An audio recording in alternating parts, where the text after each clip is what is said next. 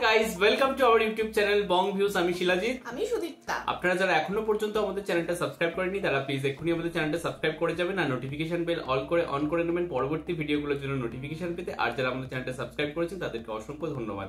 আর যারা ফেসবুক পেজে দেখছেন তারা অবশ্যই পেজটাকে ফলো করে যাবেন আর পছন্দ হলে অবশ্যই ভিডিওগুলোকে লাইকও করুন।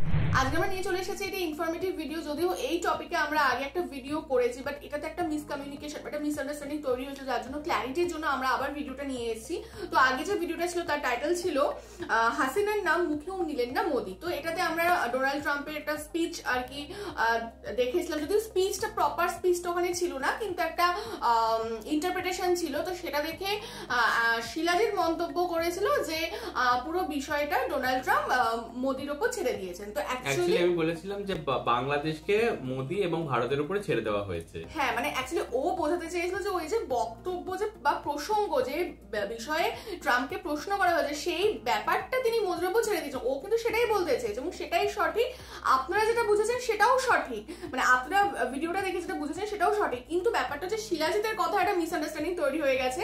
মানে ও অ্যাকচুয়ালি বলতে চেয়েছে এবং আমার ইংরেজি শিক্ষার উপর প্রশ্ন চলে এসেছে যে ও অ্যাকচুয়ালি বলতে চাইছে যে প্রসঙ্গটা আর কি তুলে দেওয়া, কিন্তু প্রসঙ্গ ওয়ার্ডটা ও আর উল্লেখ করেনি। তো সেখান থেকে আপনাদের মনে হয়েছে যে হয়তো শিলাজিৎ বলেছে যে পুরো বাংলাদেশ টেরিটরিকেই হয়তো ভারত বা মোদির উপর তুলে দেওয়ার কথা বলা হচ্ছে। তো যাই হোক, এটা কিন্তু একটা খুব ফানি একটা মানে কি বলবো, এটা মিসআন্ডারস্ট্যান্ডিং হয়ে গেছে।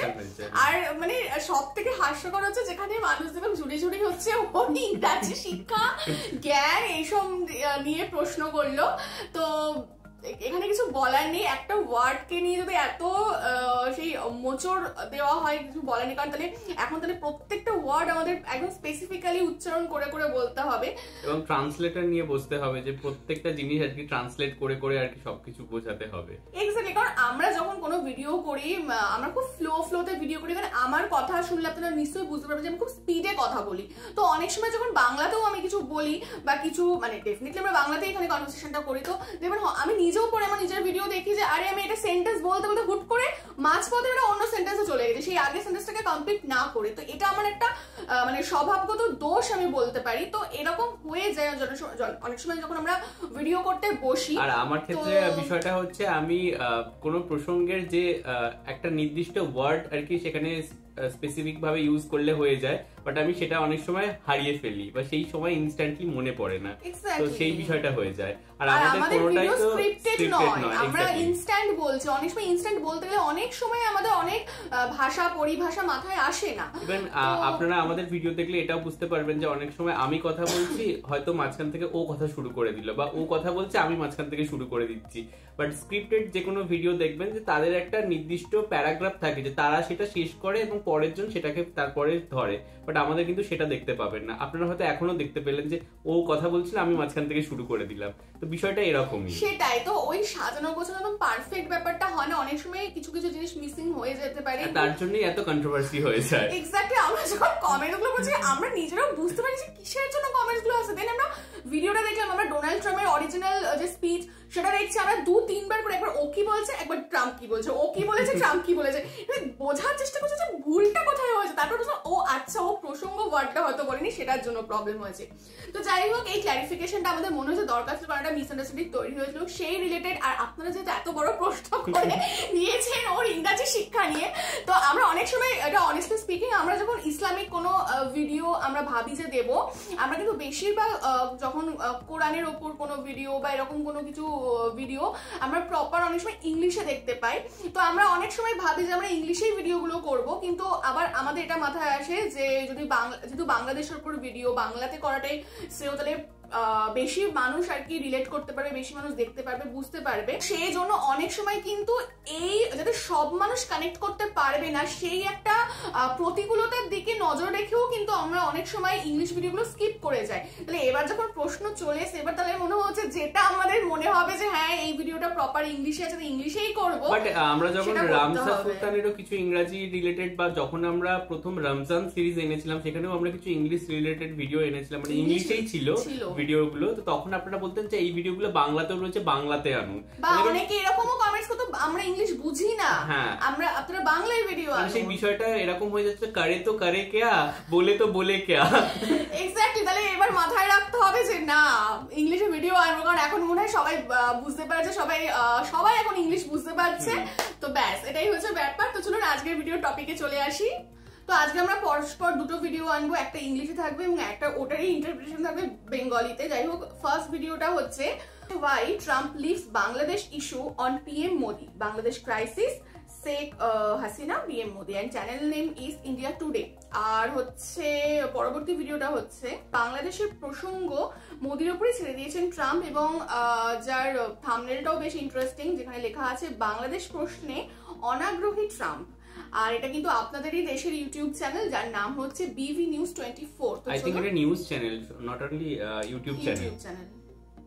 তো চলুন একটা একটা করে আমরা ভিডিওগুলো দেখে নিই। আর ভিডিওটা যদি কপিরাইট ক্লেমের জন্য ব্লক হয়ে যায় তাহলে সম্পূর্ণ ভিডিওটা আপনারা আমাদের ফেসবুক বা ইনস্টাগ্রাম পেজে পেয়ে যাবেন, আর ফেসবুক বা ইনস্টাগ্রাম পেজের লিংক আপনারা আমাদের ডেসক্রিপশন বক্স বা ফার্স্ট পিন কমেন্ট থেকে পেয়ে যাবেন। তাহলে চলুন সবাই মিলে ভিডিও দেখা শুরু করি।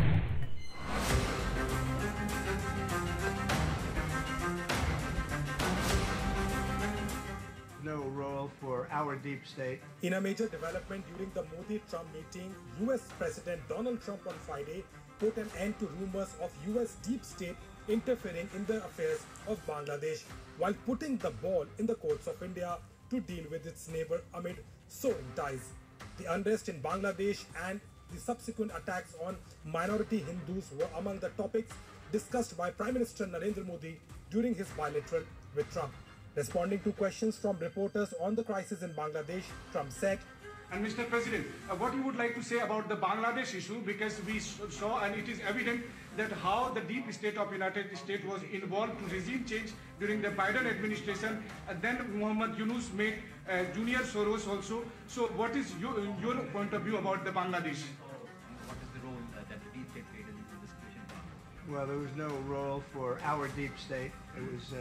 This is something that the Prime Minister has been working on for a long time and has been worked on for hundreds of years, frankly. I've been reading about it. But I will leave Bangladesh to the Prime Minister. Trump's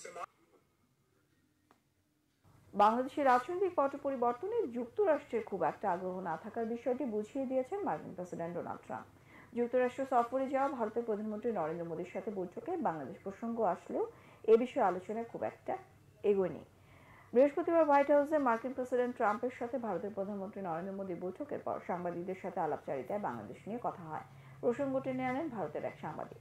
ট্রাম্পের কাছে জানতে চান সাবেক Biden প্রশাসনের আমলে বাংলাদেশের রাজনৈতিক পট পরিবর্তনে যুক্তরাষ্ট্রের ডিপ স্টেট জড়িত থাকায় বর্তমান প্রশাসনের ভূমিকা কি থাকবে।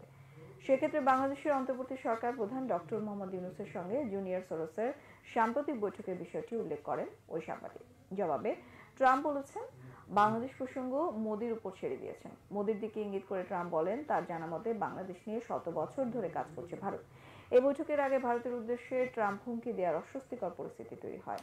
হুমকি দিয়ে ট্রাম্প বলেছেন যেসব দেশ যুক্তরাষ্ট্রের উপর চড়া শুল্ক বসায় তাদের উপর একই হারে পাল্টা শুল্ক বসবে, আর এই তালিকায় যে ভারত সবার উপরে থাকবে তা খোলামেলাভাবে জানিয়ে দেন ট্রাম্প। বৈঠক শেষে সংবাদ সম্মেলনে ট্রাম্প জানান যুক্তরাষ্ট্র থেকে সামরিক সরঞ্জাম আর জ্বালানি কিনবে ভারত। এটা নিয়ে আমরা আগের দিনই বক্তব্য রেখেছি, ইভেন এই ভিডিও শুরুতেও আমরা রেখেছি।